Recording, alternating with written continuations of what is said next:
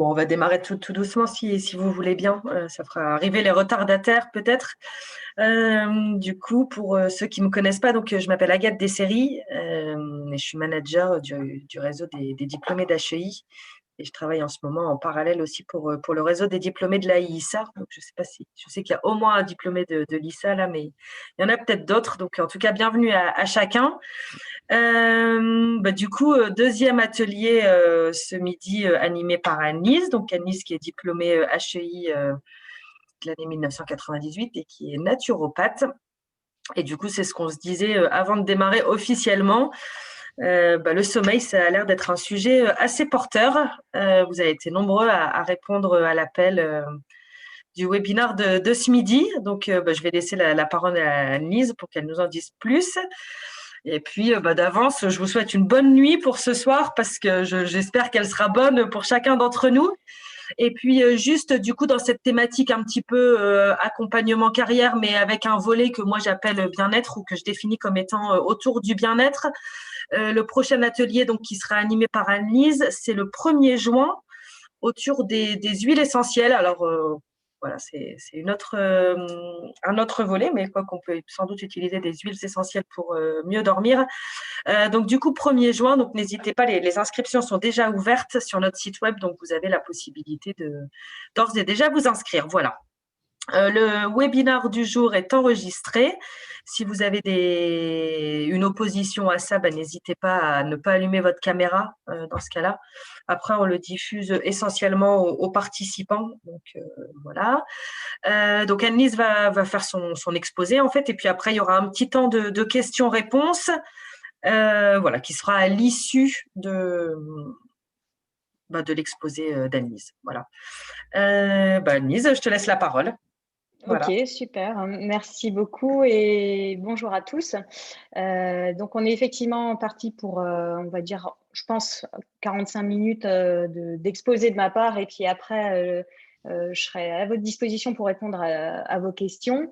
Donc, simplement, ouais, on fera ça en 2 temps. D'abord l'exposé et puis après les questions parce que des fois, vous avez des questions et puis j'y réponds juste quelques slides plus loin. Donc c'est pour ça que c'est peut-être mieux qu'on fasse ça en 2 temps. Je vais rapidement me présenter et vous expliquer aussi ce qu'est l'approche naturopathique parce que je suis pas sûre que tout le monde connaisse.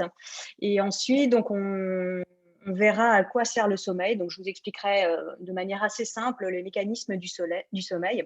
Et après, on rentrera vraiment dans le vif du sujet, à savoir comment favoriser un bon sommeil et comment gérer les troubles du sommeil en naturopathie. Et puis voilà, à l'issue, on pourra faire une petite série de questions-réponses. Donc très rapidement, hein, j'ai 45 ans, j'ai une fille de 18 ans, donc je suis diplômée d'HEI 1998 en génie chimique. Et puis donc au début de ma carrière professionnelle, j'ai travaillé dans l'industrie, j'ai travaillé dans l'assurance qualité et la supply chain. Au bout d'une dizaine d'années, j'ai fait une première reconversion professionnelle. J'ai fait un master spécialisé d'éco-conseiller, donc en partenariat avec l'INSA de Strasbourg. Donc, j'ai fait, suite à ça, j'ai passé une dizaine d'années dans un bureau d'études conseil en environnement en stratégie bas carbone qui existe toujours, dans lequel il y a d'autres ingénieurs HEI. Alors, en fait, mon parcours vers la naturopathie, alors, il y a quelqu'un juste qui n'entend pas le son. Est-ce que tout le monde entend bien, à part Thomas qui n'entend pas? Pour moi, ça va très bien. Ok. Oui, alors on c'est entend bien. peut-être… ok, merci. Alors, Ça va aussi très bien pour moi. C'est peut-être Thomas qui a pas juste activé son son. En tout cas, apparemment, ça fonctionne. Donc j'expliquais en fait mon parcours vers la naturopathie. C'était surtout un parcours personnel. À l'origine, je voulais pas du tout en faire une activité professionnelle. C'était vraiment de la curiosité, beaucoup sur tout ce qui est nutrition, mais aussi une nécessité parce que je suis très sportive. Je fais, vous le verrez après, de l'ultra trail.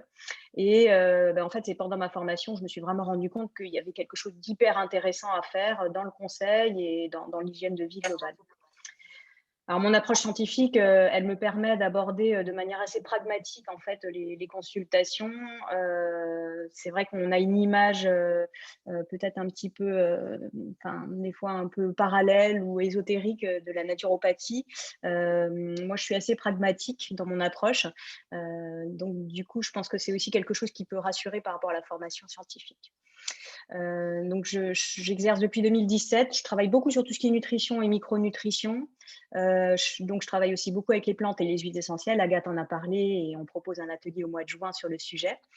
Donc, je propose bien sûr des conférences ou des webinaires, comme vous voyez. Je rédige des articles pour des revues principalement dans le milieu sportif.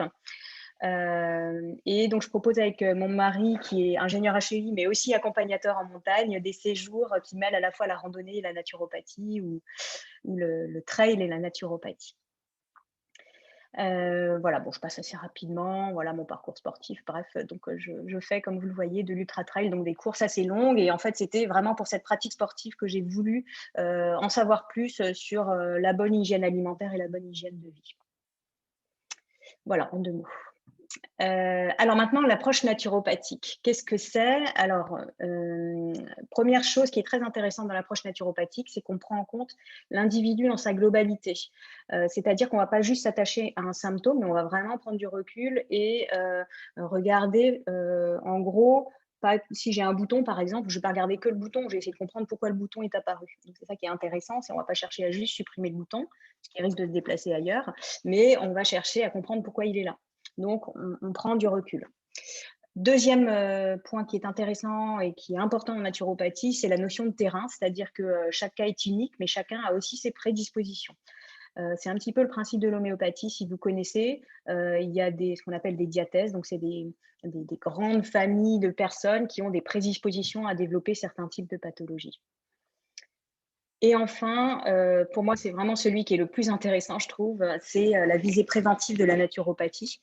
On dit toujours qu'un naturopathe, c'est un éducateur de santé et dans l'idéal, on va consulter un naturopathe pour rester en forme et pas parce qu'on a un problème. Bon, dans les faits, c'est pas toujours comme ça que ça se passe, mais vous retenez le principe de la prévention. Alors pour ça, on s'appuie sur quoi? On s'appuie d'abord sur une alimentation. Alors j'ai mis saine et vivante parce que c'est un peu la définition qui est donnée. Vous comprenez ce que ça veut dire, saine et vivante. Alors là, en lien avec la thématique qui nous intéresse, il faut savoir qu'on fait beaucoup d'erreurs alimentaires qui peuvent nuire à un bon sommeil. Donc, ne vous inquiétez pas, je vais détailler ça un petit peu après. Deuxième volet de la naturopathie, c'est la gestion du stress et des émotions. Bon, bah là, vous avez bien compris, il y a un lien très évident avec le sommeil. Et puis, on a ensuite l'activité physique. Alors, je ne vais pas vous rabâcher le truc, hein, l'activité physique est importante. Il faut en faire un petit peu, il ne faut pas en faire de trop. Je suis bien placée pour savoir de quoi je parle. Et il faut être fatigué juste comme il faut pour avoir un bon sommeil. En matière de respiration, bah là aussi, ça permet de gérer le stress, ça permet de travailler sur le rendormissement ou l'endormissement. Donc, on va pouvoir détailler tout ça. Alors, la naturopathie, donc, vous l'avez compris, elle se base sur 10 techniques, dont 3 majeures. Donc, on en a parlé, tout ce qui est diététique, nutrition et micronutrition. Les exercices physiques, là, qu'on va aussi détailler, hein, donc des choses assez douces qui permettent de mettre le corps en mouvement et qui permettent d'accumuler une bonne fatigue. Et puis, donc, sur tout ce qui est gestion du stress, là, on a plein de techniques possibles. Les naturopathes ont plein de techniques à leur disposition. Par exemple, de la sophrologie, de la thérapie brève, de la réflexologie, du magnétisme. Enfin, il y a énormément de choses qu'on peut faire. Donc, les 7 techniques différentes, complémentaires encore de la naturopathie. Donc, vous voyez, c'est l'hydrologie, tout ce qui est technique manuelle, réflexe et respiratoire. Donc, les plantes et huiles essentielles. Le magnétisme, les couleurs et la musique. Donc, on se base vraiment sur énormément de choses, mais en sachant qu'un naturopathe ne maîtrise pas toutes ces techniques-là. Hein. Typiquement, moi, toutes ces techniques, à part les plantes et huiles essentielles, je ne les maîtrise pas. J'ai choisi vraiment de me centrer sur la partie nutrition, la gestion du stress, des émotions et des plantes. Alors maintenant qu'on a vu ce qu'est la naturopathie, je vais aussi en 2 mots vous expliquer ce que n'est pas la naturopathie. Je pense que c'est important de l'expliquer. Ce n'est pas une pratique de médecine, donc je ne suis pas passée par la fac de médecine. À ce titre, je n'ai pas le droit de faire des diagnostics, je n'ai pas le droit de prescrire des médicaments. Et du coup, en fait, souvent, un naturopathe va vous parler de client, il va s'adresser à vous comme un client ou éventuellement comme un client-patient, mais certainement pas comme un patient. Donc, on fait bien la différence entre les deux. Alors, il n'y a pas de médecine parallèle, j'aime pas du tout ce terme-là, mais c'est des choses qui sont complémentaires. Il ne s'agit pas d'aller à l'encontre de la médecine traditionnelle, mais bien de se complémenter. Et d'ailleurs, il y a beaucoup de cliniques, d'hôpitaux, de médecins qui ont bien compris et qui ont des techniques complémentaires à la pratique allopathique classique. Alors, une fois qu'on a vu tout ça, vous imaginez bien que les raisons pour consulter un naturopathe sont très variées. Donc, bien sûr, on a tout ce qui est gestion du stress, du sommeil, l'équilibre entre vie perso, vie pro. Mais on a aussi d'autres types de problèmes, comme des problèmes métaboliques, des problèmes de peau, des problèmes hormonaux, des problèmes d'allergie, tout ce qui est activité physique, là aussi, avec les blessures, les douleurs. Donc, en fait, finalement, le champ des possibles est très, très vaste et c'est ça qui est vraiment très intéressant. Mais par contre, on n'a pas la prétention de tout traiter par la naturopathie, évidemment. Alors, encore en 2 mots, comment se passe une consultation. Donc, en fait, on fait un entretien approfondi. Alors, ça dépend des naturopathes. Moi, personnellement, mes premières consultations durent 1h30 et après, on fait des points à peu près tous les mois. Donc, on regarde en gros tout l'historique de la personne, donc la manière de laquelle elle s'alimente, son hygiène de vie, comment fonctionnent ses différents organes, est-ce qu'elle fait du sport ou pas, comment elle dort. Enfin, voilà, c'est un vrai état des lieux. Et donc, à la suite de ça, donc on donne des conseils en alimentation, en hygiène de vie. On peut se baser sur des compléments alimentaires. Alors, c'est très vaste, ça peut être des plantes, des huiles essentielles, mais aussi de la micronutrition. Tout comme on n'est pas obligé, c'est pas indispensable. On peut aussi, par simplement des conseils, arriver à retrouver un bon équilibre. Le maître mot, en tout cas chez moi, c'est vraiment de rester très pragmatique, comme je vous le disais, de ne pas être trop ambitieux et de rester réaliste sur les choses qu'on peut mettre en œuvre. Et alors, vous allez voir que ça se traduit vraiment dans les conseils que l'on peut donner sur le sommeil, surtout quand on part de loin et qu'on a un sommeil mauvais depuis très longtemps. Voilà donc pour cette petite partie introductive. Et donc, on va rentrer maintenant dans l'explication sur le sommeil, à quoi il sert et comment ça fonctionne.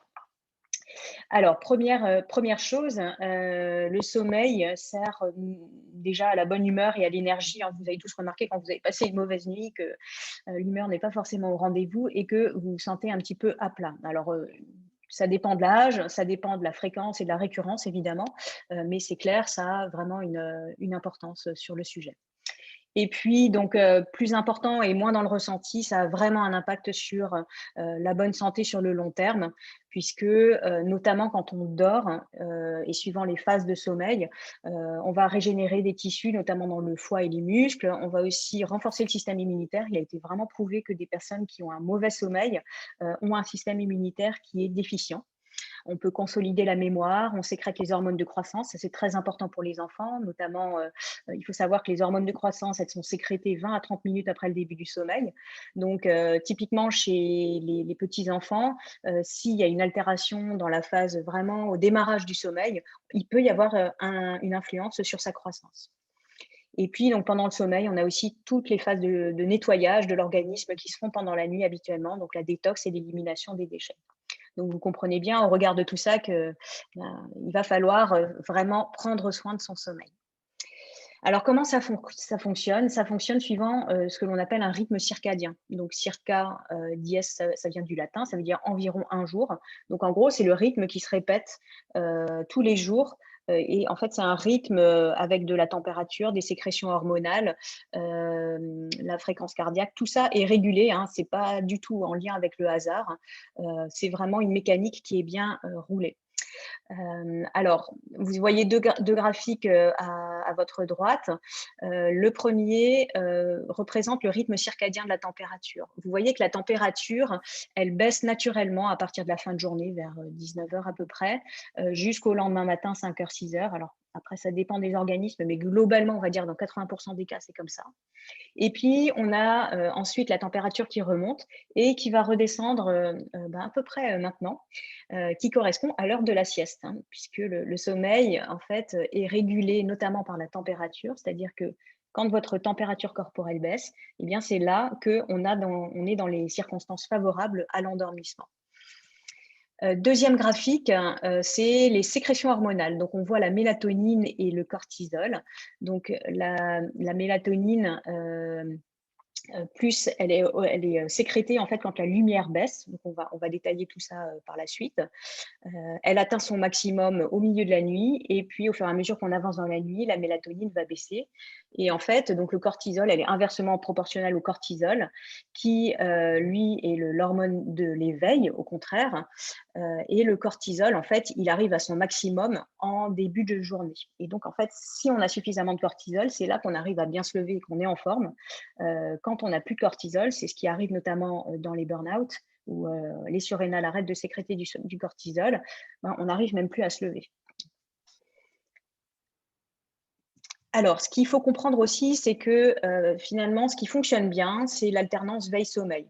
C'est-à-dire que pendant notre phase d'éveil, on va sécréter un certain nombre de choses, dont notamment de la sérotonine, qui est un neurotransmetteur au même titre que par exemple la dopamine ou la noradrénaline. Et en fait, c'est cette sécrétion de sérotonine qui va induire la sécrétion de mélatonine. Donc, c'est un rythme qui est assez compliqué, que je vais détailler un petit peu par la suite. Ce qu'il faut que vous compreniez bien, c'est que en fait, la sérotonine, elle est maximale pendant l'éveil. Donc, si on sécrète bien de la sérotonine pendant notre phase d'éveil, on va bien sécréter de la mélatonine qui va nous permettre de passer un bon sommeil.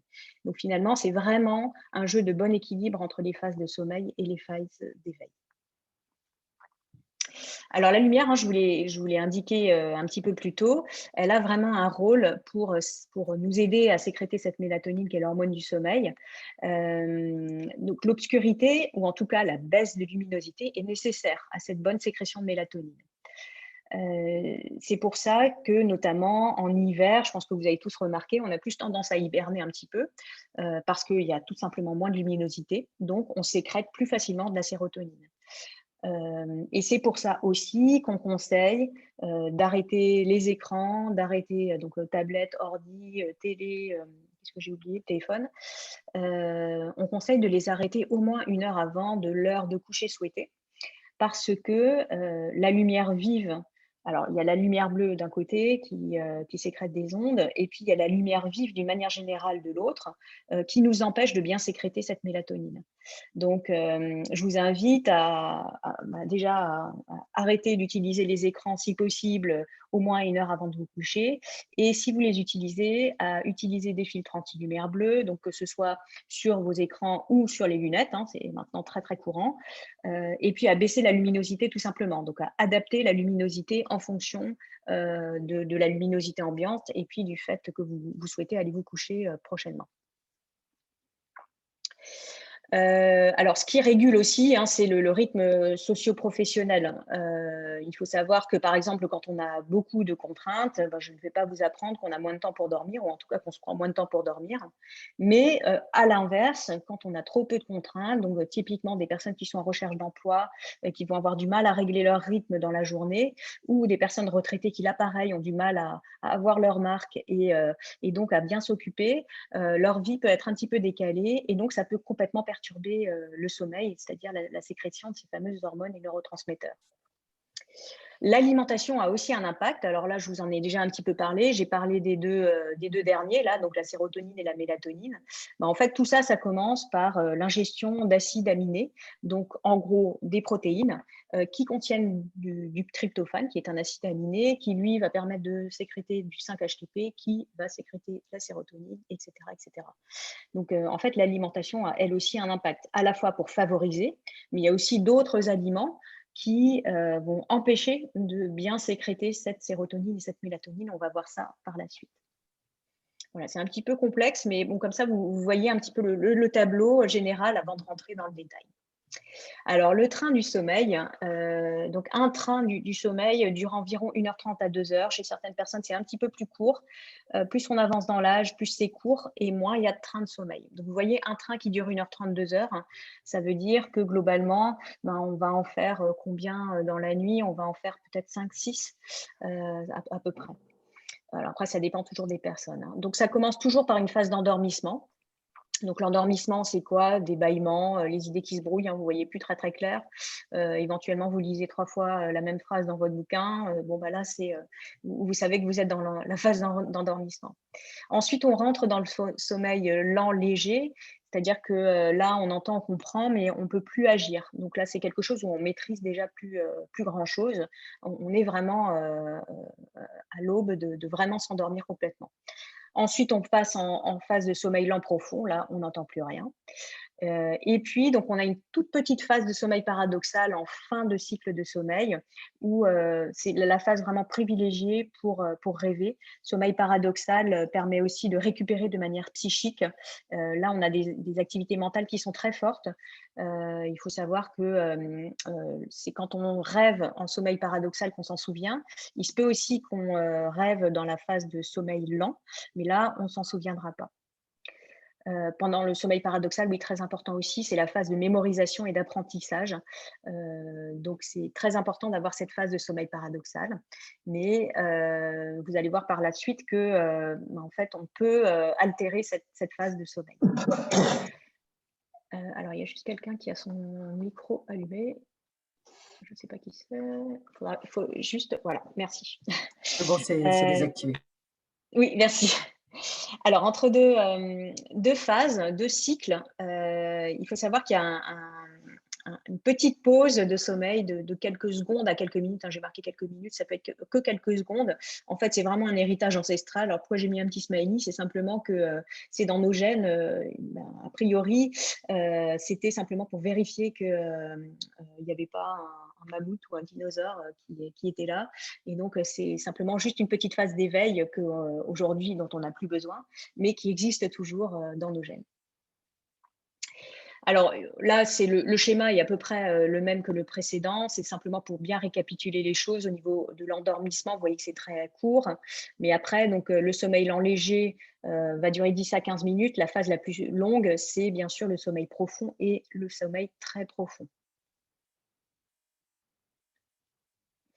Alors, ça, c'est un dernier petit schéma pour vous expliquer que le sommeil lent profond, donc la phase la plus profonde, n'est présente que dans les premiers cycles de sommeil. Et vous voyez qu'à la fin de la nuit, on n'a plus de sommeil lent profond, on n'est que sur du sommeil lent ou du sommeil paradoxal.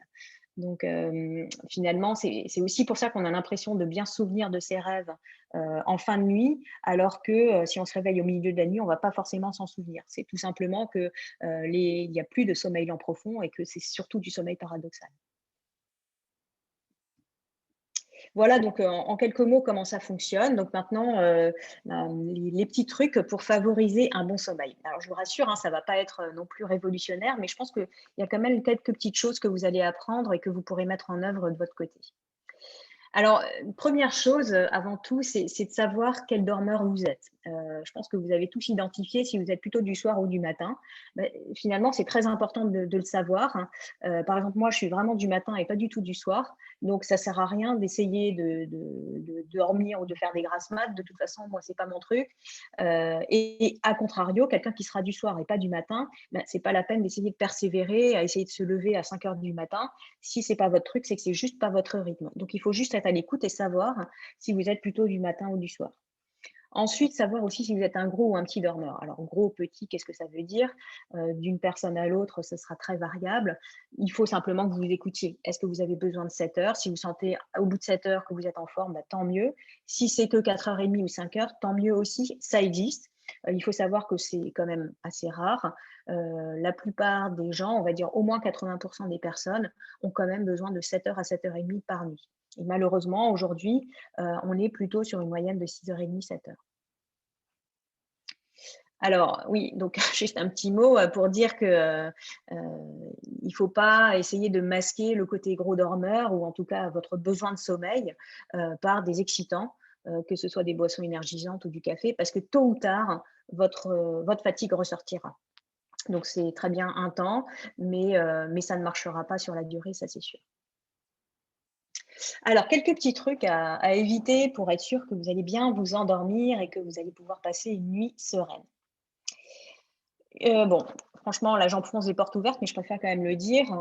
Il est important de ne pas avoir un dîner trop copieux, un dîner arrosé ou pris trop tard. Là, vous avez tous déjà fait l'expérience. Quand vous mangez une raclette bien arrosée le soir, c'est sûr que la nuit risque d'être compliquée. Bon, alors, même sans aller sur la raclette, on essaye d'aller vers des dîners qui sont plutôt légers. Alors, je vous expliquerai après coup ce qu'est un dîner léger. Des appareils électroniques. Alors, il y a des personnes qui sont très sensibles et qui le sentent tout de suite, électrosensibles. D'autres, sans aller jusqu'à l'électrosensibilité. On conseille vraiment de ne pas avoir de télé, les tablettes, les ordi, etc. dans la chambre.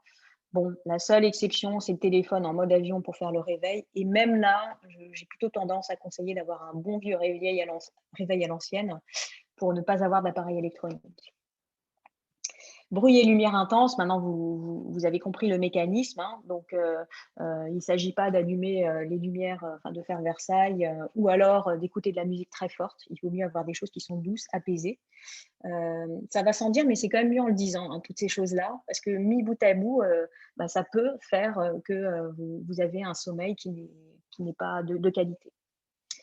Ça aussi, nombre de personnes qui viennent me consulter me disent: «Oui, le soir, je m'endors dans le canapé. Oui, voilà, je voulais vraiment regarder ce film et puis donc j'ai essayé de terminer».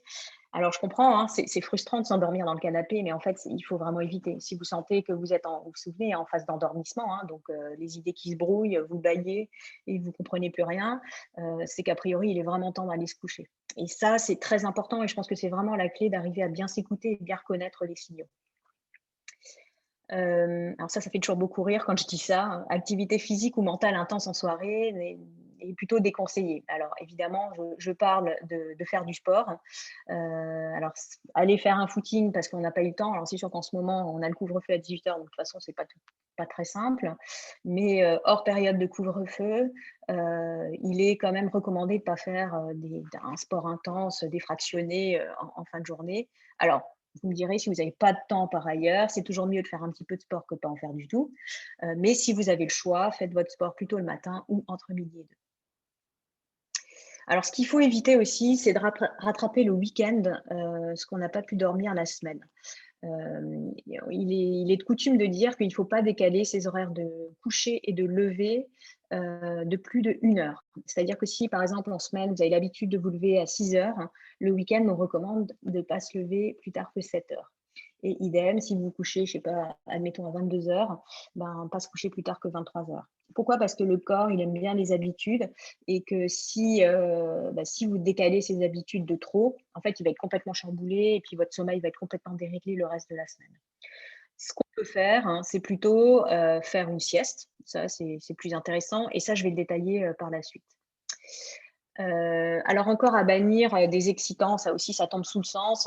Alors bon, les excitants auxquels on pense toujours, c'est tout ce qui est café, thé, mais par exemple, le sucre, c'est un excitant aussi. Donc évitez de manger trop sucré le soir, de boire des sodas, ça tombe sous le sens, mais aussi par exemple du chocolat. Pour les personnes qui sont sensibles, même un chocolat noir va avoir tendance à causer notamment des palpitations et donc à nuire à un bon endormissement.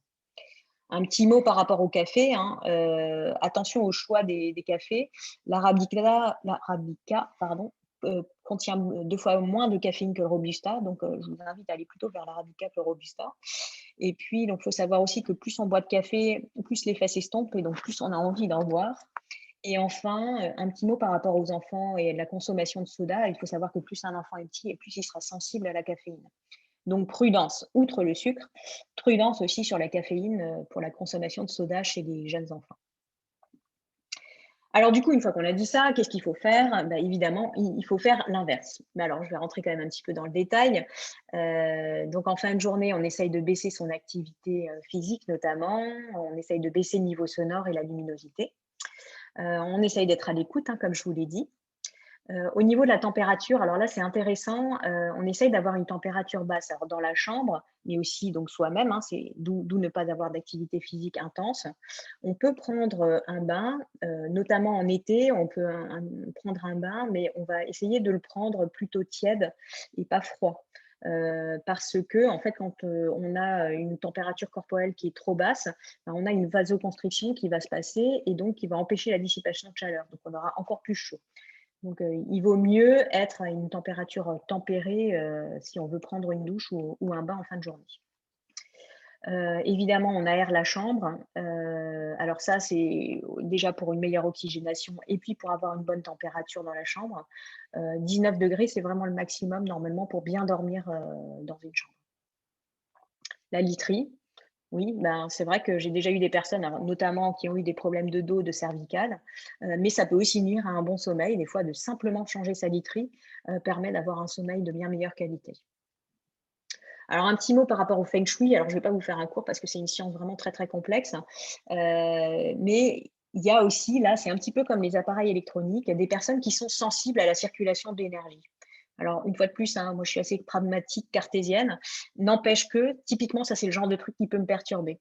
Donc, vous voyez des petits schémas. Alors, si on regarde le premier, par exemple, là, en haut à droite, on voit que le lit est positionné entre la porte d'entrée et une fenêtre, hein, le bleu là en haut, c'est la fenêtre.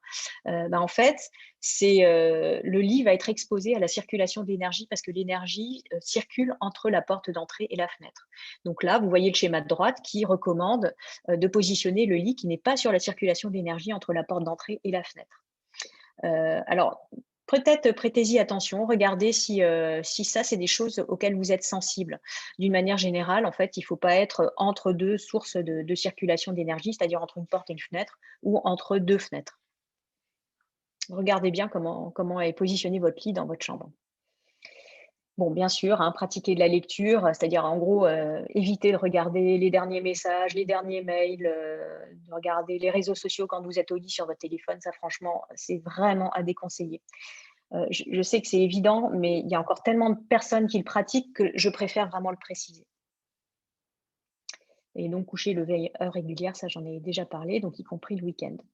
Si vous avez du mal à vous endormir, si vous vous réveillez la nuit, je vous invite à ne pas regarder l'heure. Alors, franchement, c'est une petite chose toute bête, hein, mais regarder l'heure, ça sert à quoi? Ça sert à vous stresser, à vous dire: «Oh punaise, j'ai pas encore dormi, oh là là, il est que 3 heures du matin, mon Dieu, ça fait combien de temps que je suis réveillée?» Ça sert à quoi? Ça sert à rien, si ce n'est à vous stresser. Donc j'invite vraiment à ne pas regarder l'heure et puis, à laisser venir les choses. Ou si vous sentez que vous ne vous rendormez pas, essayez de lire ou de vous lever pour aller faire un petit peu autre chose. Mais en tout cas, ne regardez pas l'heure, ça ne sert à rien. Oups, je suis allée un petit peu trop vite. Un petit conseil par rapport à la luminosité sur les écrans. Je vous invite, si vous ne l'avez pas déjà fait, à installer, c'est gratuit, hein, l'application f.lux, qui est une application qui permet de régler automatiquement la luminosité sur votre écran d'ordinateur. Elle sait, en fait, vous lui indiquez simplement où vous habitez et donc elle sait à quelle heure le soleil se couche et à quelle heure le soleil se lève. Et donc, en fin de journée, elle va baisser la lumière bleue et augmenter la lumière jaune. Enfin, elle n'augmente pas la lumière jaune, mais elle baisse surtout la lumière bleue. Du coup, votre écran est un petit peu jaune et donc c'est une lumière qui est beaucoup moins agressive pour vous et pour votre sécrétion de mélatonine. À favoriser encore, donc une activité physique minimale, quotidienne. C'est pas obligé de faire quelque chose de très excessif, hein, mais simplement mettre son corps en mouvement. Essayer de faire des étirements et des assouplissements. Alors moi, je conseille de faire ça en fin de journée. Essayer de faire quelques étirements en fin de journée si on regarde un petit peu la télé. Pourquoi pas? Ça permet en fait de faire un retour au calme. Et finalement, c'est pas plus mal. Ça permet aussi de garder un petit peu de souplesse, qui n'est pas plus mal non plus. Pratiquer une endurance douce 2 à 4 fois par semaine, il n'y a pas besoin de plus, hein. Alors bon, la piscine, c'est un petit peu compliqué en ce moment, pourtant c'est vraiment le bon moyen de garder la forme, mais ça peut être aussi pratiquer un petit peu de vélo, aller au travail à vélo par exemple, ce sera largement suffisant.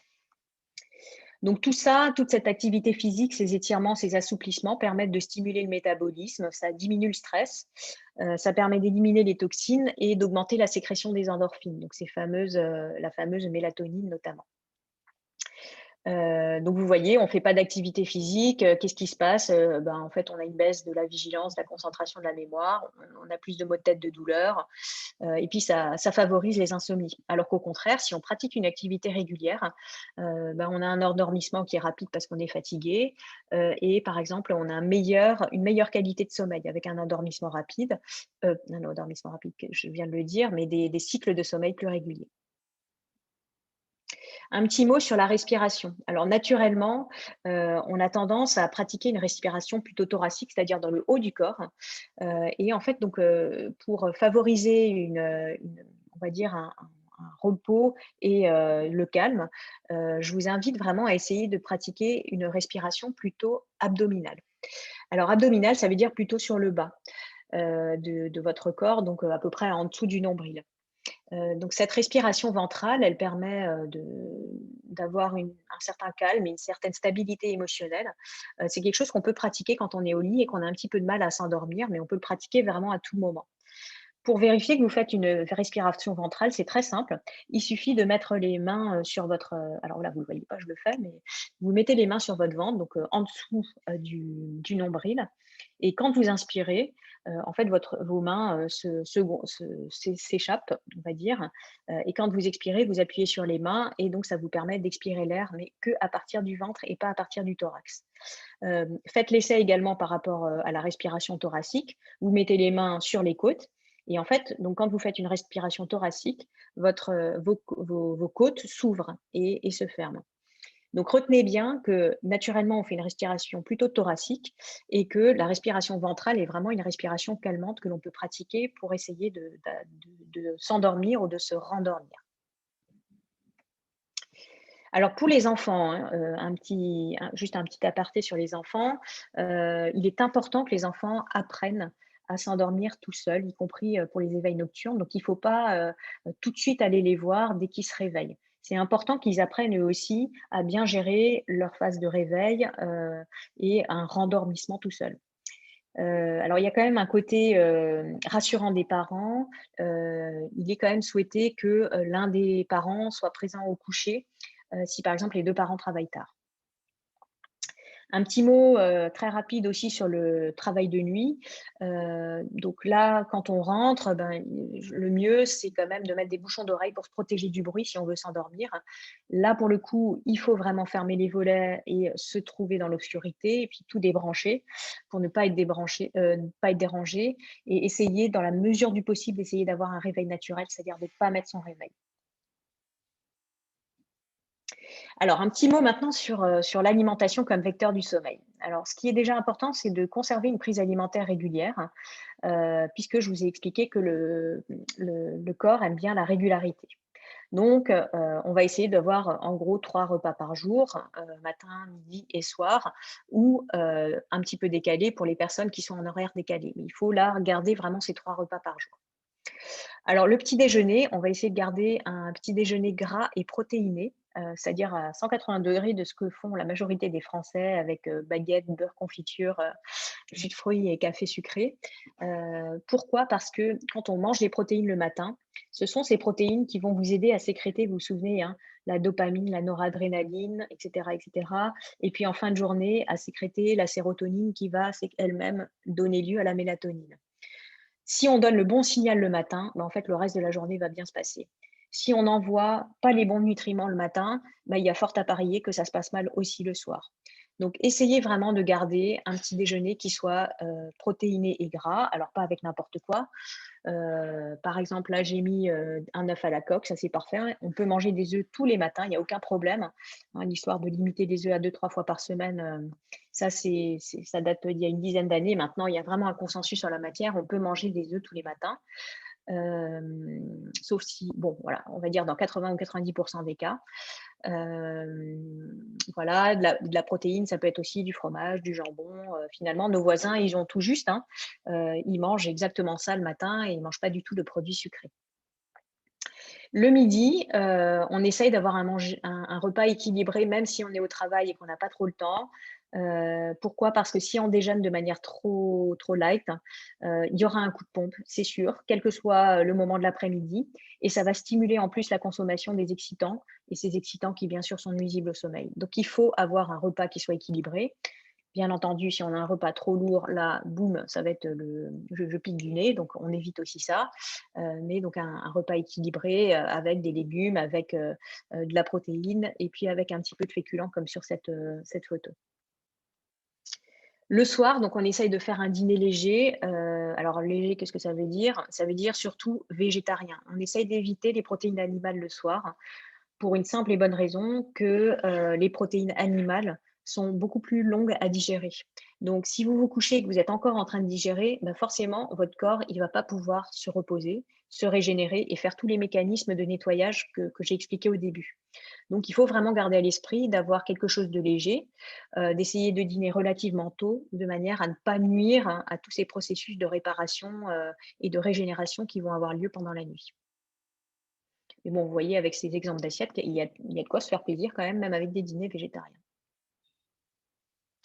Alors, quelques petites notions de nutrition du sommeil. L'ultra connu magnésium n'est pas ultra connu pour rien. Effectivement, parmi ses très nombreuses fonctions dans le corps humain, il a la fonction de détente et d'induction du repos. Donc forcément, il va avoir une influence sur le sommeil. Alors vous voyez que le magnésium, on le trouve dans des aliments qui sont bien spécifiques. Voilà quelques exemples sur ces planches, ces photos. Il ne s'agit pas de forcer à fond, mais c'est simplement d'avoir une alimentation équilibrée, tout simplement. Il n'y a pas raison de faire des régimes. Donc le magnésium, il aide à fabriquer la mélatonine. C'est un cofacteur de plein de réactions dans le corps humain, plus de 300, dont notamment cette réaction qui va transformer la sérotonine en mélatonine. Il faut savoir que quand on est carencé en magnésium, ce qui arrive chez, on va dire, 80% des Français, il y a une augmentation naturelle du stress et de la nervosité.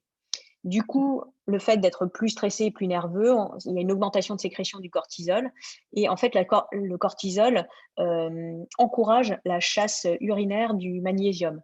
Donc, vous voyez que c'est un cercle vicieux, en fait. Plus on est carencé, plus finalement, on va avoir une déplétion de magnésium. Donc, il est vraiment important, si on sent qu'on est en carence de magnésium, carrément de prendre des compléments alimentaires. Alors, pour les compléments alimentaires, il faut bien veiller à avoir dans ces compléments alimentaires déjà une forme bien assimilable de magnésium, comme, alors oui, je crois que je le dis, voilà, c'est ça, comme le malate, le citrate ou le bisglycinate, avec des cofacteurs que sont, par exemple, surtout la vitamine B6 et la taurine. Autre élément de nutrition du sommeil, donc j'en ai déjà un petit peu parlé, cet acide aminé essentiel, le tryptophane, qui va permettre de sécréter in fine la mélatonine. Donc, ce tryptophane, il est présent là aussi, alors on voit dans des produits animaux, mais aussi tout ce qui est fruits à coque et légumes secs, donc qui sont des protéines plutôt végétales. Il est important de consommer ces aliments plutôt le midi, de manière à ce que cette réaction se passe correctement en fin de journée, pour que vous sécrétiez votre propre mélatonine. Ayez à l'esprit également qu'il y a des facteurs qui inhibent la mélatonine. Il s'agit de ceux qui sont indiqués ici, l'alcool, le tabac, le café, le thé et tout ce qui est anti-inflammatoire non stéroïdien comme l'ibuprofène et l'aspirine. Alors, quelques mots maintenant sur les troubles du sommeil en naturopathie. Donc, vous avez fait tout ce qu'il faut et malgré tout, vous souffrez quand même de problèmes de sommeil. Alors, on va voir quels sont d'abord les différents types d'insomnie.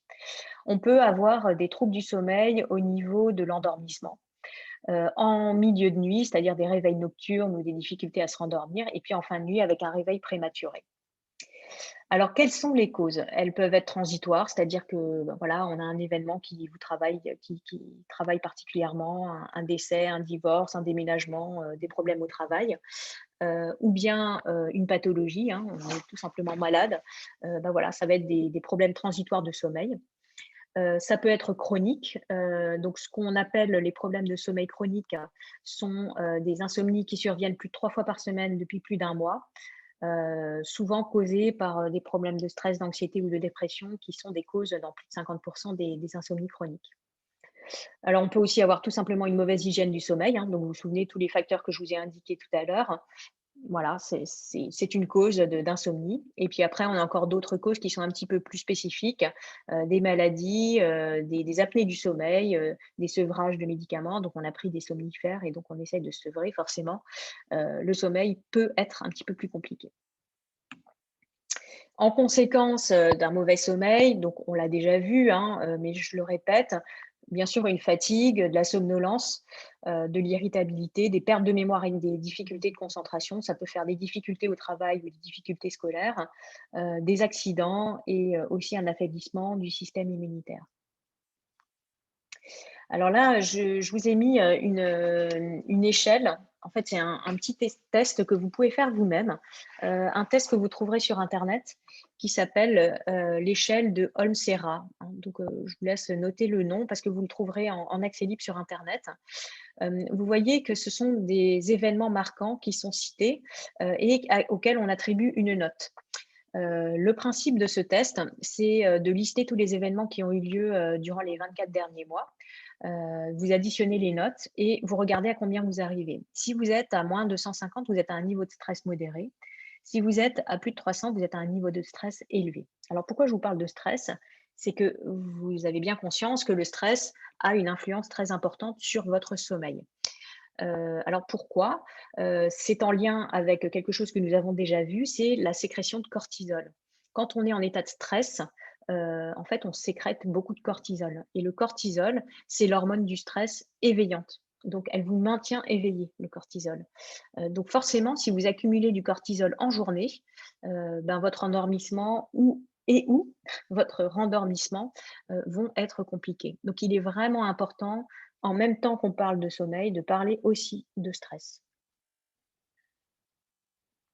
Un petit mot sur deux troubles du sommeil assez communs, donc les apnées du sommeil et le syndrome des jambes sans repos qu'on verra juste après.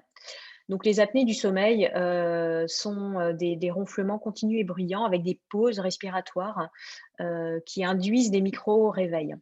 Alors, qu'est-ce qui se passe en journée? On peut avoir des troubles de caractère, de mémorisation, de concentration et de fatigue, hein, donc qui sont en fait des conséquences des troubles du sommeil qu'on a vu un petit peu plus tôt.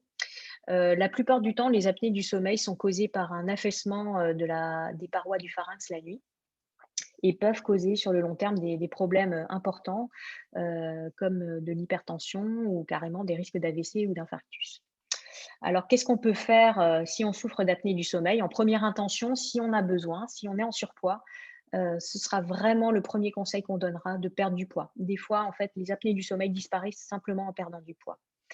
Le pendant, hein, c'est de se remettre ou de faire un petit peu plus d'activité physique, d'avoir des habitudes de sommeil régulières, de surélever la tête du lit et d'essayer de dormir sur le côté. Des fois, ça marche aussi. Et bien sûr, de faire un dîner qui soit le plus léger possible et surtout sans les ingrédients que j'ai indiqués ici, notamment les repas qui contiennent du fromage et du vin. Souvent, malheureusement, les deux vont de pair, car ce sont des ingrédients qui participent au gonflement des muqueuses. Donc, comme évidemment ici, on cherche plutôt à avoir des muqueuses qui ne sont pas gonflées, on va essayer d'éviter d'avoir ces ingrédients-là au menu du dîner.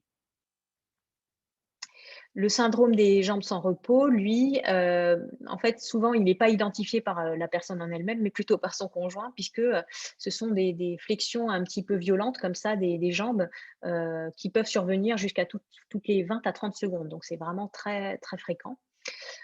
Qui peuvent induire des micro-réveils de 2 à 3 secondes. Donc, vous imaginez bien que la personne qui souffre de ça, forcément, le matin, elle va se réveiller, elle ne va pas être reposée.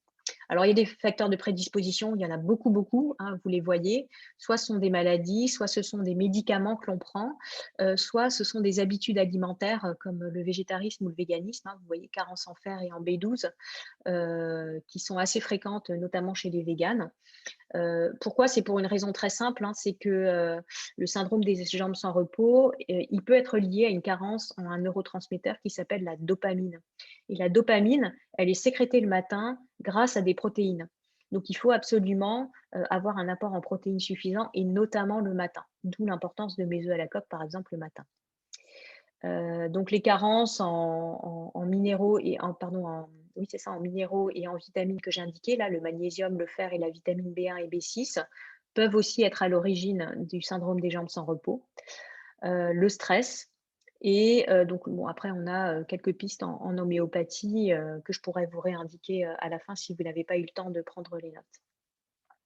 Donc vous voyez qu'il y a, des petites pistes, mais bon en premier lieu, il est important de bien identifier, la pathologie de laquelle on souffre.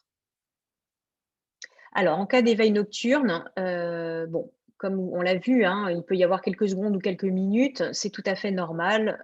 Ça, il ne faut pas s'inquiéter, il ne faut pas regarder l'heure et on se rendort normalement calmement.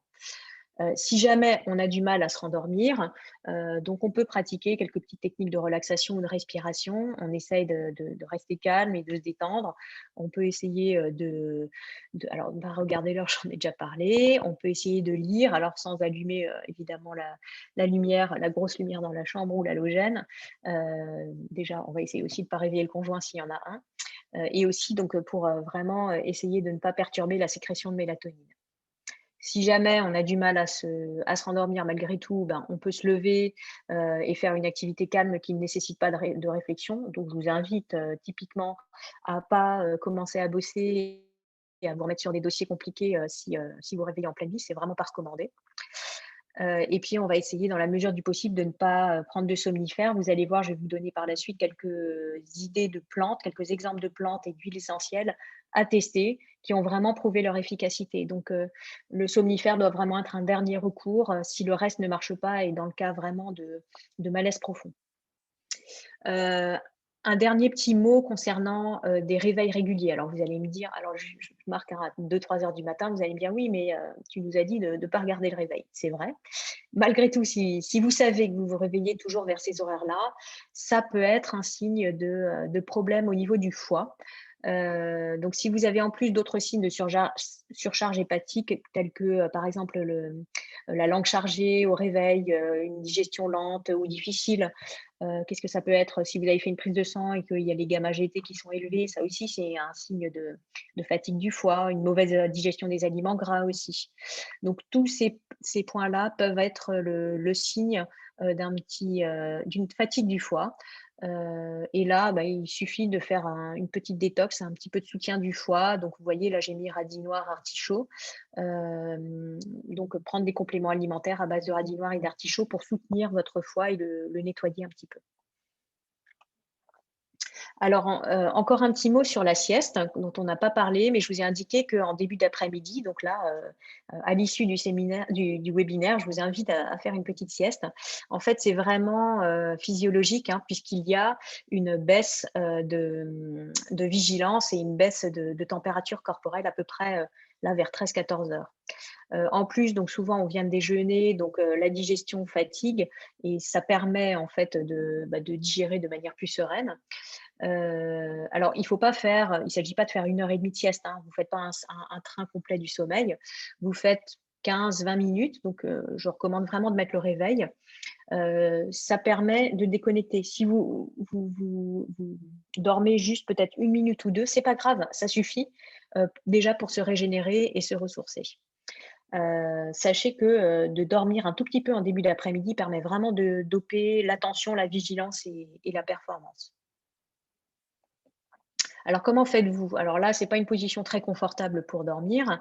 Vous pouvez tout simplement être assis à votre bureau. Donc, comme je vous disais, hein, mettez un réveil si vous avez peur de trop dormir. Le plus simple, c'est de prendre un trousseau de clés dans la main. Vous vous détendez et puis, en fait, vous risquez très fortement de vous endormir, surtout si vous êtes très fatigué. Le moment où vous allez lâcher les clés, c'est le moment où vous allez vraiment vous endormir. Et ben, ça suffira. En fait, vous allez lâcher les clés vont tomber par terre, ça va vous réveiller et boum, c'est un réveil naturel. Donc ça, c'est un petit truc, hein, ça marche très très bien. Je vous invite vraiment à tester cette méthode pour faire une sieste. Vous n'êtes pas obligé de vous allonger, hein, assis dans un fauteuil, ça suffit. Il suffit de desserrer un petit peu les mâchoires et de fermer les yeux, d'avoir une bonne détente et puis on s'endort très facilement. Maintenant, un petit mot sur les plantes du sommeil. Alors, il y a 4 grandes plantes du sommeil qui sont hypnotiques. Donc, hypnotique, ça peut simplement dire qui induit la somnolence chez quelqu'un. Donc, c'est le terme qui est couramment utilisé pour les somnifères. Alors, la passiflore, l'aubépine. Donc, la passiflore, c'est très connu. Hein, en plus, c'est sédatif et anxiolytique. L'aubépine, elle agit, c'est comme un régulateur cardiaque. Donc, typiquement, si vous êtes sujet aux palpitations, n'hésitez pas à essayer l'aubépine. La valériane, elle est très polyvalente, elle est aussi très calmante. Pour les personnes qui sont sujets aux crampes, elle permet de relaxer les muscles. Donc, c'est aussi une plante intéressante à ce niveau-là. Et la dernière qui est peut-être un petit peu moins connue, c'est celle que j'ai mise en photo, là, le pavot de Californie, qu'on appelle aussi Eschscholzia. Alors, elle est très intéressante si vous avez des problèmes d'endormissement, puisqu'elle permet de raccourcir les délais d'endormissement. Donc, toutes ces plantes, elles sont ce qu'on appelle GABAergiques. C'est-à-dire que donc, le GABA, c'est quoi? C'est un acide aminé qui est naturellement présent dans le cerveau humain. Il fonctionne comme un neurotransmetteur et il permet de calmer, d'apaiser. Il aide à réguler le sommeil. Il permet d'apporter un sentiment de détente et de tranquillité. Donc, typiquement, comme ces plantes permettent de stimuler le rôle du GABA, vous imaginez bien qu'ils permettent de faciliter l'endormissement. D'autres plantes intéressantes, alors je ne vais pas rentrer dans le détail, mais je vous les mets quand même à l'écran. Le houblon qui agit beaucoup sur l'anxiété. La mélisse qui permet de travailler sur tout ce qui est somatisation gastro-intestinale. Donc, typiquement, les personnes qui sont très nerveuses vont avoir tendance à avoir des ballonnements, à avoir mal au ventre. Le coquelicot, lui, alors il est aussi très polyvalent parce qu'on peut l'utiliser aussi chez les enfants. Il est très efficace chez les personnes qui ont des toux nerveuses. Donc là, je vous invite à tester ça. La balotte est très calmante d'une manière générale. Le millepertuis est utilisé pour tout ce qui est un peu dépression. Donc, il faut faire très attention parce qu'il peut y avoir beaucoup d'interactions alimentaires avec le millepertuis. Mais c'est une plante qui est vraiment très efficace dans le cas des petites dépressions. Le Griffoneas simplicifolia, c'est la plante que je vous ai mise en photo. C'est une plante africaine. Elle contient naturellement du 5-HTP. Vous vous souvenez, hein, je vous ai parlé du tryptophane qui induit la sécrétion de 5-HTP, qui induit elle-même la sécrétion de sérotonine. Et j'ai oublié de mettre le dernier, qui induit la sécrétion de mélatonine. Donc, si vous prenez cette plante, naturellement, vous apportez déjà du 5-HTP. Donc, naturellement, vous allez plus facilement fabriquer de la sérotonine. Donc, tout ça peut se prendre sous forme de tisane. Alors, tisane, c'est bien en bruit de fond. Quand on a besoin d'un petit coup de pouce un peu plus important, on va le prendre plutôt sous forme de gélule ou d'extrait fluide, donc une forme liquide. Un petit mot sur les huiles essentielles. Alors, bon, l'ultra connue, la lavande, qui est la lavande vraie, fine ou officinale, c'est la lavande la plus courante. Elle est très calmante et antispasmodique. Donc, si vous aimez cette huile essentielle, je vous invite vraiment à la voir chez vous parce que c'est vraiment la plus polyvalente. La marjolaine, elle est un petit peu moins connue pour le côté stress. Et pourtant, hein, donc elle a vraiment des vertus anti-stress et elle est aussi digestive. La camomille romaine, qu'on peut aussi utiliser chez les enfants, est très apaisante, très anxiolytique. Alors celle-ci, l'ylang-ylang, est un petit peu plus particulière. Elle a un parfum qui est très fort et très floral, mais qui a vraiment un effet anti-stress chez certaines personnes, qui est très anxiolytique. Mais ça dépend vraiment des personnes. Hein. Les huiles essentielles, il faut vraiment tester au cas par cas. Après, toute la famille des rutacées, donc c'est la famille des agrumes, a des vertus plutôt calmantes, apaisantes. Donc vous voyez, la mandarine, par exemple, elle est sédative. Le petit grain bigarade qui favorise un bon équilibre nerveux. Ça, ce sont deux exemples. Donc, vous pouvez les diffuser. Si vous avez un diffuseur ou c'est pas grave, si vous avez juste un petit mouchoir, ça marchera très bien aussi.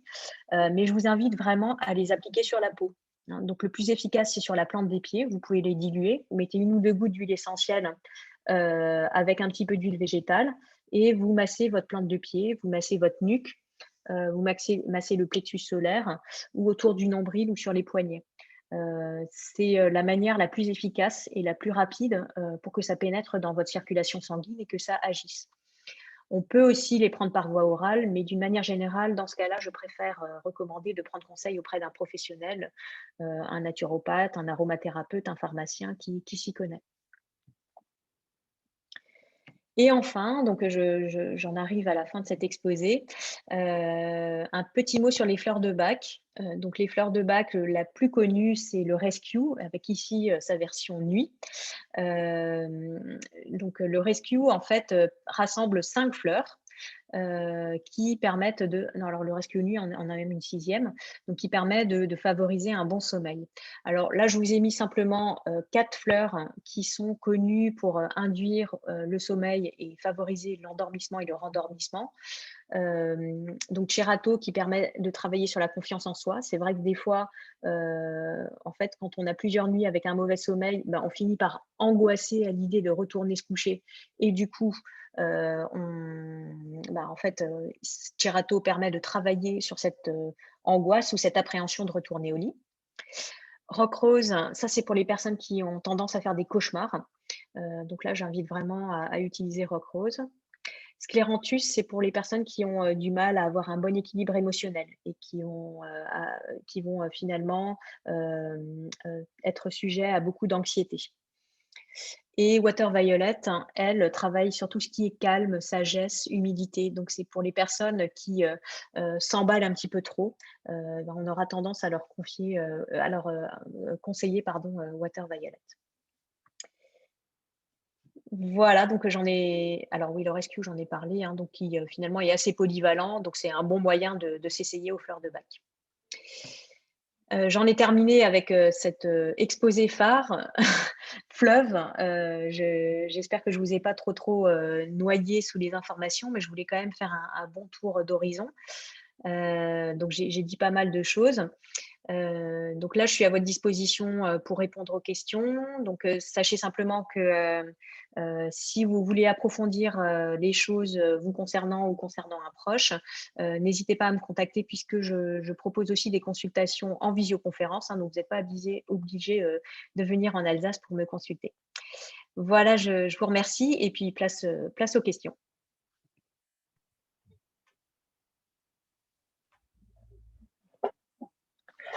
Du coup, est-ce que quelqu'un a une question en particulier? Si c'est le cas, je vous invite à rallumer votre micro et puis à la poser directement à Anne-Lise. Alors, je vois déjà qu'il y a une question sur le chat concernant l'endurance douce. Alors, l'endurance douce, je recommande de faire au moins 30 minutes, idéalement 40-45 minutes, mais à un rythme où on peut tout le temps parler. C'est ça que ça veut dire, l'endurance douce. Alors, il y a quelqu'un d'autre qui a une question, donc peut-être allumer le micro. Okay. Bonjour. Bonjour. Oui, en effet, j'ai une question. Alors voilà, pour contextualiser ma question, je vais vous expliquer un petit peu le travail que je fais, qui consiste en l'inspection d'ouvrages d'art, donc sur les ponts. Et on a un tout petit peu de travail de nuit, mais vraiment, ça peut être maximum 5 nuits par mois. Et du coup, on a une alternance entre travail de jour et travail de nuit. Et j'avoue que c'est hyper difficile à gérer. Et comment on peut faire en fait pour pas être complètement claqué? Enfin, moi, par exemple, si je dois faire une nuit le lundi soir, je vais devoir travailler le lundi matin. Ensuite, le lundi après-midi, c'est du repos. Je recommence à travailler vers 21h. J'arrête ma nuit entre 4 et 5h. Et ensuite, le lendemain, c'est une journée de récupération. Mais en fait, si jamais je fais ça, enfin, moi, je sais que le reste de la semaine, il est complètement… je suis HS pour le reste de la semaine, quoi. Ouais. Comment on peut gérer ça en fait en termes de sommeil? Alors, en fait, donc ça, j'ai dit un petit mot un peu plus tôt. Je ne sais pas si vous avez entendu par rapport au travail de nuit. Ouais, mais bon, est-ce que ça s'applique au travail de nuit qui va être régulier? C'est-à-dire, on fait plusieurs nuits d'affilée. Et, oui. En fait, ça s'applique aux horaires décalés. Donc, même quand on n'est que du matin, d'après-midi, de nuit. Alors, bon, après, il y a vraiment tous les cas possibles. Ce qui est important, c'est de conserver quand même une certaine régularité. Après, ce qui est important aussi, c'est peut-être de se faire aider par ce qu'on appelle des plantes adaptogènes. Je ne sais pas si vous connaissez. Alors, les plantes adaptogènes, il y a par exemple la rhodiole ou l'éleutérocoque. Alors, ça s'écrit comme ça se prononce. Je vais vous l'écrire. Hop, à tout le monde. Donc, rhodiole et le térocoque. Donc, ce sont des plantes adaptogènes qui permettent, comme leur nom l'indique, au corps de s'adapter face à une situation qui est stressante pour lui. Donc, ça peut être un stress physique comme ce que vous viviez, mais ça peut être aussi un stress physique comme chez les sportifs avec des phases d'entraînement intenses. Ça peut être aussi un stress intellectuel. Typiquement, quelqu'un qui est dans une phase professionnelle très intense ou un étudiant qui est en phase de révision. Et aussi en phase de stress psychique. Par exemple, quelqu'un qui vit une situation difficile sur le plan personnel comme un divorce ou un décès. Donc, essayez peut-être l'une de ces deux plantes qui pourrait vous aider avec donc, cette bonne hygiène, telle qu'on l'a vu, c'est-à-dire de garder quand même une certaine régularité dans les journées, qui pourra vous aider à vous adapter à ces rythmes un petit peu atypiques. Ok, merci. De rien. Alors, je vois d'autres questions. Alors là, hop, je rouvre le chat. Alors, alors la médecine quantique, je vais peut-être mettre de côté parce que c'est effectivement un petit peu hors sujet. Alors, je suis enceinte de 3 mois avec des insomnies chroniques depuis 1 an. Bon, par des angoisses. Difficile de répondre comme ça. J'aurais tendance à conseiller. Alors, il faudrait que je vérifie la compatibilité avec la grossesse. J'aurais tendance à dire, alors déjà de l'oranger amer, à mon avis, ça ira. Je réponds à la personne qui est enceinte. Et de la passiflore, on peut prendre aussi. Par contre, il ne faut pas prendre de valériane, par exemple, chez les femmes enceintes. Donc, vous pouvez prendre de la passiflore. Essayez sous forme… alors, si vous voulez que je vous conseille des produits, envoyez-moi un message au mail là qui est indiqué et je vous donnerai un conseil de produit. Donc, je ne sais pas si ça répond à Céline CC. Je suis là. Attends, ça c'est bon. Couverture lourde. Alors, les couvertures lourdes, oui. Alors, il y a certaines personnes qui sont effectivement très sensibles à ça. C'est très, très simple comme mécanisme. Ça induit un sentiment de sécurité. Maintenant, 10-12 kilos, ça, je ne sais pas. Mais ce que je sais, c'est qu'il y a des personnes qui dorment beaucoup mieux avec quelque chose de lourd sur elles et qui ont du coup du mal à dormir l'été. Donc ça, c'est quelque chose qui peut être essayé au même titre qu'un changement de literie. Alors, notre bon bol de lait chaud au miel avant de dormir, qu'en pensez-vous? Alors, le lait, ça dépend lequel. J'aurais tendance à ne pas conseiller de lait de vache qui est plutôt indigeste pour nous adultes. À partir de 6 ans, on n'a plus l'enzyme pour le digérer, le sucre du lait. Le miel, moi personnellement, je ne suis pas vraiment favorable à conseiller du sucre, même si c'est du miel, qui est un miel plutôt, enfin un sucre plutôt naturel. Voilà, donc je ne suis pas super pour. Si vous faites avec un lait végétal un peu tiède, pourquoi pas, mais en essayant d'éviter le miel. Enfin, personnellement, je n'y vois pas d'avantage et je ne l'encouragerais pas. Concernant la télévision, est-ce qu'elle émet de la lumière bleue? Il me semble que non, mais je pense que ça dépend de la technologie du téléviseur. Par contre, ce qui est sûr, c'est qu'elle émet de la lumière tout court et donc elle est forcément excitante. Donc, c'est pour ça qu'on déconseille également la télévision.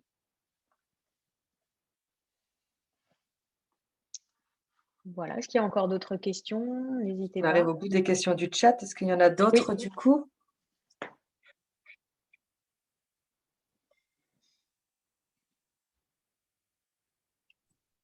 A priori, tout le monde est prêt à une bonne nuit de sommeil. Juste revenir pour la télévision. Ouais. Est-ce qu'il vaut mieux la regarder dans une pièce éclairée ou est-ce qu'il vaut mieux la regarder dans une pièce sombre? Alors, il vaut mieux la regarder dans une pièce faiblement éclairée. Je réponds entre les deux. En tout cas, évitez le noir complet parce que ça, je pense que vous le sentez, ça a tendance à exciter en fait quand on regarde la télé dans le noir complet et avec trop de lumière, bien sûr, on revient à l'histoire de ne pas avoir trop de luminosité le soir. Merci. De rien. Bonjour. Bonjour. Oui, bonjour. Je fais des insomnies, enfin je me réveille la nuit depuis quelques mois. Je suis allé voir mon médecin qui m'a dit que je n'étais pas assez fatigué pour m'endormir. Donc en fait c'est vrai, je sortais plus à cause du télétravail notamment, et surtout l'hiver. Et en fait en parallèle de ces exercices, j'ai été voir une kinésiologue qui m'a conseillé que je vois régulièrement pour d'autres sujets, et qui m'a conseillé de prendre des compléments alimentaires que vous avez déjà cités, notamment la passiflore, et il y a aussi de la mélatonine. Et en fait, j'en prends du coup tous les soirs. Et en fait, quand j'oublie ou quand je n'en prends pas, tout de suite, je refais des insomnies. Et donc, du coup, j'ai peur de devoir prendre ça quasiment à vie pour pouvoir faire de bonnes nuits. Alors effectivement, moi je n'aime pas trop recommander comme ça de la mélatonine sur le long terme, parce que notre corps, ce grand flemmard, il est censé sécréter tout seul la mélatonine. Donc si on lui apporte régulièrement, il va finir par arrêter de la sécréter. Et donc c'est peut-être ce qui se passe un peu chez vous. Donc il y a peut-être une éducation à refaire. La mélatonine, en fait, ça dépend des doses qu'on apporte. Donc, au-dessus de 2 grammes par jour, ça devient carrément un médicament, et en dessous, c'est encore un complément alimentaire.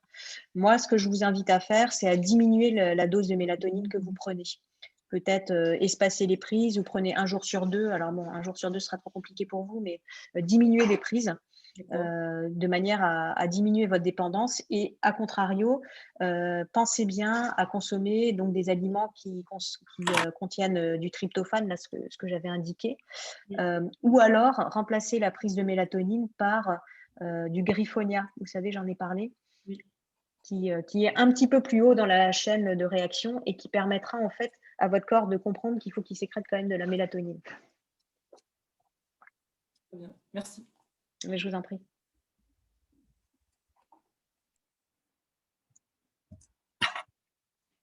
Du coup, il y a une question dans le chat là, qui est: quel est le lien entre les insomnies et le métabolisme ou la prise de poids?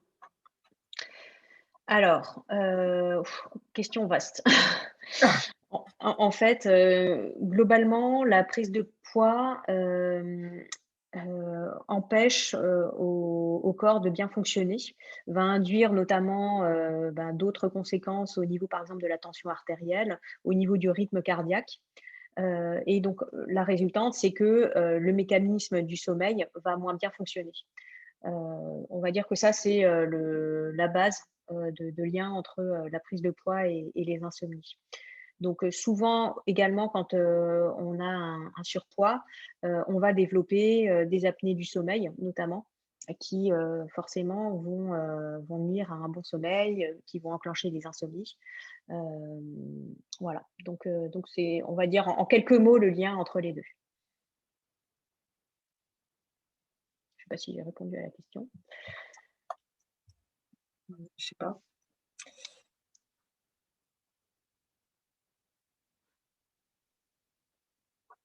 Est-ce qu'il y a d'autres questions, ou sinon je vous propose qu'on s'arrête là déjà pour ce midi. Il est déjà 13h30 et il y en a peut-être qui doivent retourner sur des activités professionnelles. En tout cas, merci Anne-Lise pour cet exposé. Je pense que ça a intéressé pas mal de personnes. Je pense que tu as mis tes coordonnées là dans la dernière slide. Donc, du coup, si vous avez des questions, vous pouvez aussi vous rapprocher d'Anne-Lise peut-être, ou la contacter directement. Du coup, il y a plusieurs personnes qui ont posé la question. Donc, du coup, le webinaire là, de ce midi a été enregistré. Du coup, il faut juste nous laisser un petit peu le temps de le mettre en forme, et il sera bientôt disponible sur la chaîne YouTube de l'association, et je vous enverrai le lien pour que vous puissiez le visionner de nouveau. Voilà, j'espère que les personnes qui avaient des soucis de son ont réussi à les régler, mais je pense que oui, au fur et à mesure de la discussion. Voilà. Donc, bon après-midi en tout cas à chacun. Bon appétit si vous n'avez pas encore mangé. Et puis, à bientôt sur un prochain événement. Voilà. Et bonne nuit, oui, bien évidemment. Bonne sieste avant toute chose. Oui, c'est vrai, oui. Merci Agathe. Et bonne nuit en tout cas à tous. Allez, à bientôt. À bientôt, oui, au revoir. Au revoir.